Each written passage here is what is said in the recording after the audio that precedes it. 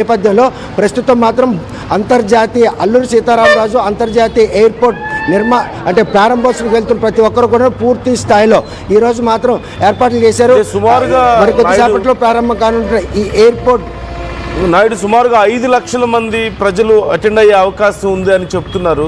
మరి అక్కడ ఏర్పాట్లు ఎలా జరుగుతున్నాయి? మోదీ వస్తున్నారు, ఓవైపు సెక్యూరిటీకి సంబంధించిన ఏర్పాట్లు చాలా స్ట్రిక్ట్గా ఉండాలి, అట్ ది సేమ్ టైం కూటమి నాయకులందరూ ఉంటారు, మరోవైపు 5 లక్షల మంది ప్రజలు అంటున్నారు. సో అంచనా ఎలా ఉంది? అక్కడ స్థానికంగా అంచనా ఎలా ఉంది? ఎంతమంది వచ్చే అవకాశం ఉంది? ఎలాంటి ఏర్పాట్లు చేస్తున్నారు? మరి సభ ఏర్పాట్లకు సంబంధించిన డీటెయిల్స్ ఏమైనా మనకు తెలుస్తున్నాయా? అక్కడ సెక్యూరిటీకి సంబంధించినవి కూడా నందు అంచనాలకు అనుగుణంగానే నెల రోజుల ముందే ఈ కార్యాచరణ రూపొందించారు. అక్కడ సభా ప్రాంగణం మాత్రం పూర్తి స్థాయిలో 5 లక్షల మంది ఎవరైతే సందర్శకులు వస్తారో వారందరినీ కూడా అకామిడేట్ చేశారు. ఎయిర్పోర్ట్కి సంబంధించినటువంటి టెర్మినల్ అదేవిధంగా రన్వే మొత్తం కూడా కేంద్ర బలగాల కంట్రోల్ ఉన్నాయి. అక్కడ నుండి 4 కిలోమీటర్ల ముందే ఈ ప్రాంగణం అంతా అంటే సభా ప్రాంగణాన్ని ఏర్పాటు చేశారు. హైవే కూటువే దూరంలో ఉన్నటువంటి ఈ ప్రాంగణానికి మాత్రం చేరుకునే మార్గాలను కూడాను పలు మార్గాలను ఏర్పాటు చేశారు. ఎక్కడ కూడా వచ్చిన వారికి అసౌకర్యం కలగకుండా ఉండేందుకు అంటే ఒక గిన్నిస్ బుక్ ఆఫ్ రికార్డులు ఎక్కేందుకు కూడాను ఈ 5 లక్షల మంది గ్యాదరింగ్తో పాటు 14,000 మందితో ఒక నృత్య కళ అంటే ఒక డ్యాన్స్ను కూడా ఏర్పాటు చేశారు. అది కూడాను ఆంధ్రప్రదేశ్లో ఆదివాసీలకు సంబంధించిన ట్రెడిషన్ కొట్టొచ్చినట్టు కనబడే ఆ దృశ్య ప్రదర్శన మాత్రం ఈరోజు చరిత్ర పుటల్లో నిలిచే విధంగా డిజైన్ చేశారు. దాని ట్రైల్ రన్నే అందరినీ ఆకర్షించింది. ఈరోజు ప్రారంభోత్సవం సందర్భంగా ప్రత్యక్షంగా ప్రధానమంత్రి మోడీ సమక్షంలో ఆ నృత్య ప్రదర్శన ఉండబోతుంది. అటువంటి తరుణంలో ఏదైతే ఇటు ఇచ్చాపురం మొదలుకొని అటు అంటే వైజాగ్ కావచ్చు, విజయనగరం కావచ్చు, మారుమూల ప్రాంతాలు కూడా బస్సు సౌకర్యాలు కూడా కల్పించారు. తెల్లవారుజాముననే దారులన్నీ కూడా భోగాపురం ఎయిర్పోర్ట్ వైపే వెహికల్స్ అన్నీ వెళ్తున్నాయి. కాకపోతే ప్రైవేట్ వెహికల్స్ ఏవి కూడాను ఈరోజు పూర్తిగా కూడాను కట్టడి చేశారు. అంటే అప్రోచ్ రోడ్లు వాటిని కంట్రోల్ చేసి ఫ్రీక్వెన్సీకి ఎక్కడ కూడా అసౌకర్యం కలగకుండా చూసుకున్నారు. మరోవైపు చూస్తే 2 రోజుల పాటు స్కూళ్ళు కూడా సెలవులు ప్రకటించారు.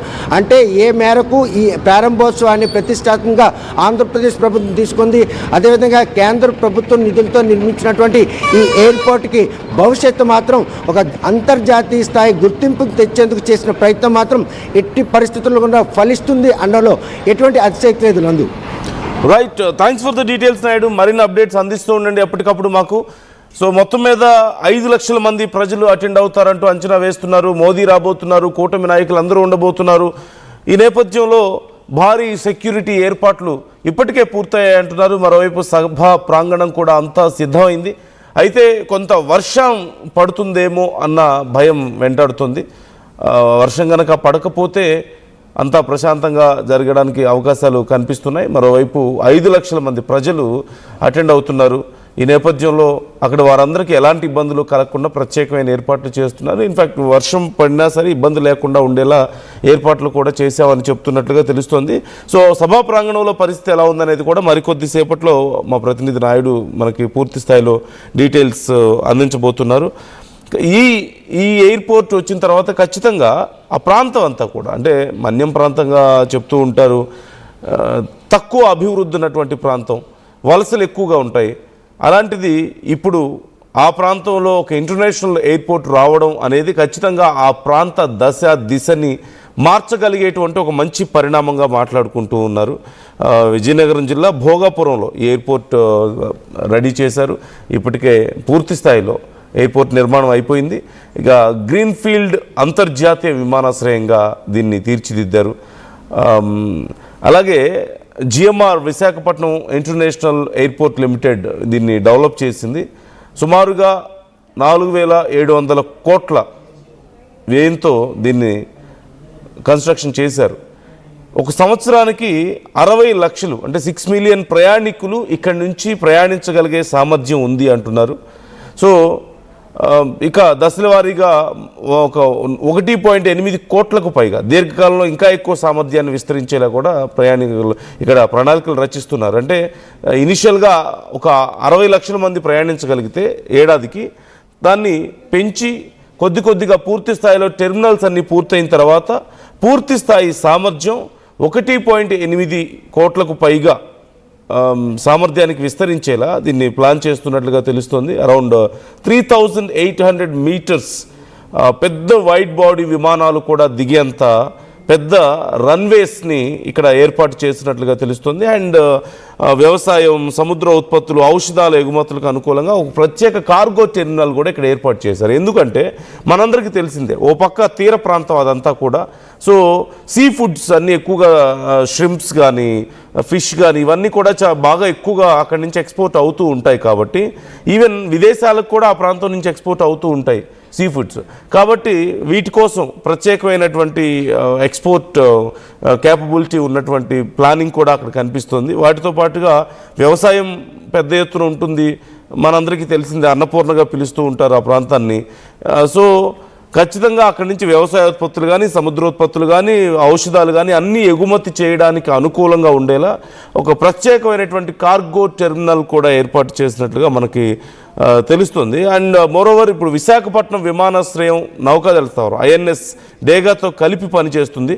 సో దానివల్ల విస్తరణకు కూడా కొంచెం పరిమితులు బాగానే ఉన్నాయి. అలాగే భోగాపురం విమానాశ్రయం ఈ పర్టికులర్గా ఈ సమస్యను అధిగమించేందుకు కూడా నిర్మించినట్లుగా తెలుస్తుంది. సో అక్కడి నుంచి ఇటువైపు కమర్షియల్ ట్రాన్స్పోర్టేషన్ ఇటువైపు నుంచి జరగబోతున్నట్లుగా మనకి కనిపిస్తుంది. ఇక మరోవైపు ఫినాన్షియల్గా కూడా ఇది ఉత్తరాంధ్రకు చాలా మంచి బలాన్ని ఇవ్వబోతోంది అంటున్నారు. ఎస్పెషల్లీ ఈ విశాఖపట్నం కానీ, విజయనగరం, శ్రీకాకుళం ఈ పరిసర ప్రాంతాల నుంచి ఈ ప్రాంతాలకి మెరుగైన కనెక్టివిటీ పెరుగుతుంది. At the same time financial support కూడా లభిస్తుంది ఉత్తరాంధ్రకి ఖచ్చితంగా అని చెప్పి భావిస్తున్నారు. సో ఎక్కువ మంది ఇప్పుడు ఇంటర్నేషనల్ ట్రిప్స్కి వెళ్ళాలంటే ఖచ్చితంగా హైదరాబాద్ రావాల్సినటువంటి సందర్భం కనిపిస్తుంది. అయితే ఇప్పుడు భోగాపురం అనేది ఉత్తరాంధ్రకు కనెక్ట్ అయి ఉన్న నేపథ్యంలో గన్నవరం ఉన్నప్పటికీ కూడా మరోవైపు భోగాపురం ఉంటే ఉత్తరాంధ్ర భాగం నుంచి ఎక్కువ దూరం ప్రయాణించాల్సిన అవసరం లేకుండా చాలా ఈజీగా ట్రావెల్ చేయడానికి అవకాశం ఉంటుంది అని కూడా చెప్తున్నారు. అలాగే చాలా ప్రత్యేకతలు కూడా ఇక్కడ మనకు కనిపిస్తున్నాయి. చాలా విశాలమైనటువంటి చెక్ ఇన్ హాల్స్, అలాగే ఆటోమేటెడ్ బ్యాగేజ్ సిస్టమ్ ఉందని చెప్తున్నారు. ఆధునిక టెక్నాలజీతో భద్రత ఏర్పాటు చేశారు. ప్రత్యేకంగా సెక్యూరిటీ సిస్టమ్ చాలా స్ట్రాంగ్గా ఉందంటున్నారు. అలాగే ఇంటర్నేషనల్ స్టాండర్డ్స్కి ఏమాత్రం తగ్గకుండా ఇన్ఫ్యాక్ట్ మరింత అడ్వాన్స్డ్గా ఇక్కడ ఏర్పాట్లు చేశామని చెప్తున్నారు. అలాగే దివ్యాంగులకు మరిన్ని ప్రత్యేక ఏర్పాట్లు కూడా జరిగాయి అంటున్నారు. You can see on screen, ఇప్పటికే మీరు స్క్రీన్లో చూడొచ్చు. ఎయిర్పోర్ట్కి సంబంధించి భోగాపురం ఎయిర్పోర్ట్కి సంబంధించినటువంటి విజువల్స్ ఒక్కసారి మీరు ఆ విజువల్స్ చూడండి.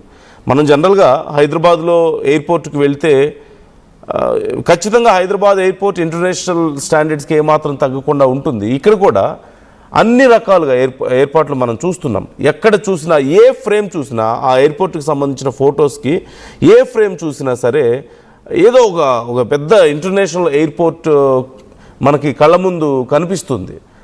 అంత గొప్ప స్టాండర్డ్స్ ఇక్కడ మనకు కనిపిస్తున్నాయి.